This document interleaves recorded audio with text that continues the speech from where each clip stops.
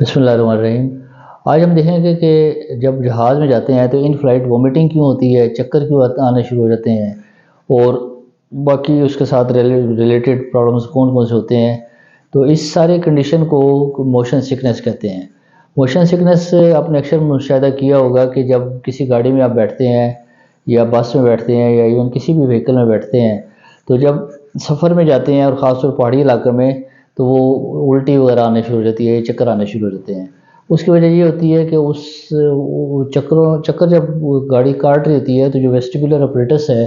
جو ایکویلیبریم یا بیلنس کا سسٹم ہے جسم کے اندر، وہ ڈسٹرب ہو جاتا ہے، اور اس کے ڈسٹرب ہونے سے الٹی وغیرہ یا موشن نازیہ وغیرہ ہونا شروع ہو جاتا ہے۔ تو اب جب یہ موشن سکنس جو ہے، یہ جب ایئر ٹریول میں ہوتی ہے تو اس کو کہتے ہیں ایئر سکنس یا پھر ٹریول سکنس۔ تو اس کے جو ہے وومیٹنگ، اس میں جو علامات ہیں اس کی وہ یہ ہیں کہ وومیٹنگ ہوتی ہے، دل کچا ہوتا ہے، الٹی پہ دل کرتا ہے، اور چکر آنے شروع ہو جاتے ہیں، پھر ہیڈ ایک ہو سکتا ہے، سر کا بہت سویئر درد ہوتا ہے، اور اسپیشل ڈس اورینٹیشن ہو جاتی ہے، یعنی کہ اسپیس اینڈ ٹائم سے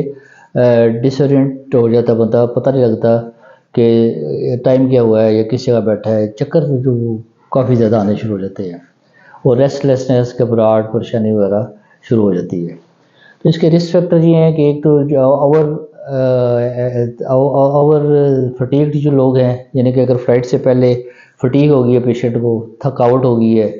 یا نیند پوری نہیں ہوئی، جیسے کہ صبح ارلی مارننگ فلائٹ ہے تو رات پوری سویا نہیں، نیند نہیں پوری ہوئی، یا اگر جو ہے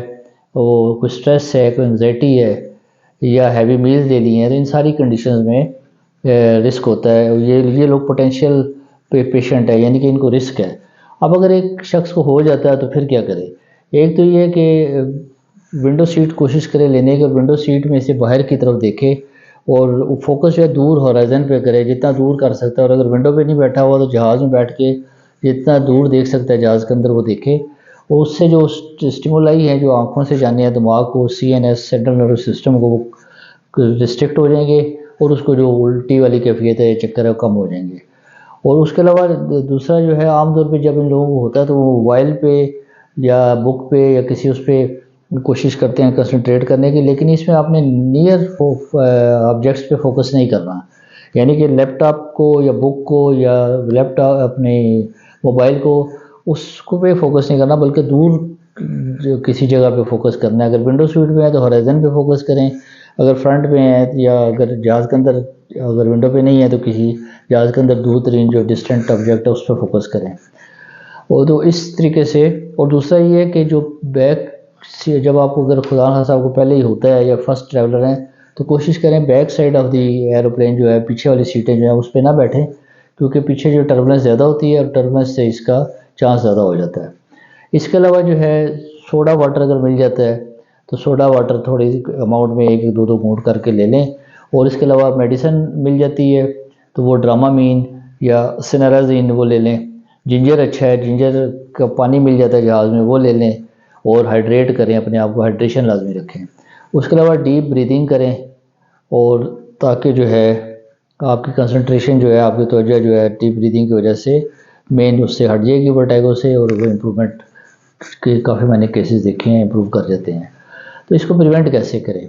ایک تو اگر آپ کو پہلے ہو چکا ہے یہ، تو آپ لازمی اپنے ڈاکٹر سے مشورہ کر کے آئیں، اور اس سے کوئی اینٹی ایمیٹک کو اس کی الٹی کے خلاف جو دوائیاں ہوتی ہیں جیسے ڈرامامین میں نے بتایا یا سینرازین ہے، یہ لے کے آئیں، اور وہ جہاز کے ٹریول ہونے سے آدھا پونا گھنٹہ پہلے آپ اس کے ٹیک آف سے پہلے آپ لے لیں۔ اس کے علاوہ کوشش کریں کہ ونڈو سیٹ پہ بیٹھیں، اور وہ جیسے میں نے بتایا کہ دور جتنا دور آپ فوکس کر سکتے کریں، اور نیئر آبجیکٹس پہ فوکس نہیں کرنا۔ اس کے بعد ایسی خوراک نہیں لینی آپ نے جس میں سوڈیم زیادہ ہو یا جو فیٹی ہوں، جو زود ہضم نہ ہوں، تاکہ کیونکہ وہ پیٹ میں اگر رہتی ہیں تو پیٹ میں جب جہاز ویسے بھی اڑتا ہے تو چونکہ پریشر جو ہے جہاز کے